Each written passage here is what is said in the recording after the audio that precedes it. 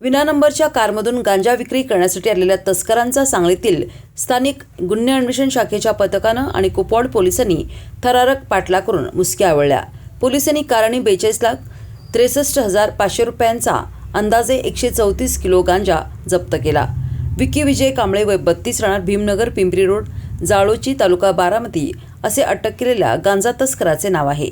सांगली स्थानिक गुन्हे शाखेचे पोलीस निरीक्षक संजीव झाडे यांना बुधवारी माहिती मिळाली की बारामती येथील एक जण पांढऱ्या रंगाच्या नंबर असलेल्या कारमधून सांगलीत गांजा विक्री करण्यासाठी येणार आहे।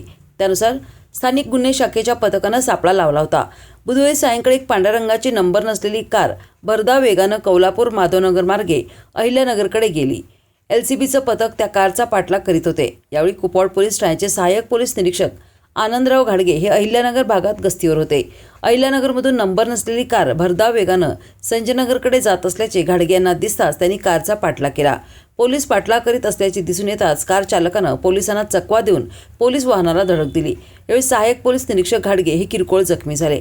भरधाव कार कुपवाड शहरातून MIDCकडे जात असताना पोलिसांनी पाठलाग करून कार चालकावर ताबा मिळवला।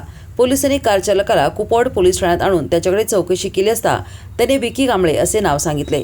संशयित विकी कांबळे याने बारामती येथील चंदन सिंग यांच्या सांगण्यावरून चंदन सिंग याच्या पत्नीकडून गांजा खरेदीसाठी 4,30,000 रुपये घेतले। चंदन सिंग यांची कार MH02 CZ 0302 घेऊन कांबळे एकटाच ओडिशा राज्यातील बरगड जिल्हा संबलपूर येथे जाऊन जॉकीत यांच्याकडून अंदाजे 134 किलो वजनाचा तयार गांजा खरेदी करून चंदन सिंग याच्या सांगण्यावरून सांगली शहराजवळील हरिपूर येथील पप्पू फाकडे याला विक्री करण्यासाठी आला होता, अशी कबुली संशयित विकी कांबळे यांनी पोलिसांना दिली। संशयित कांबळे यांना गुन्ह्यात वापरलेली कार आणि अंदाजे किंमत 42,63,500 रुपयांचा 134 किलो गांजा जप्त केला।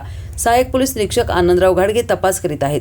गांजा प्रकरणी बडा मासा पोलिसांच्या हाती लागण्याची शक्यता आहे।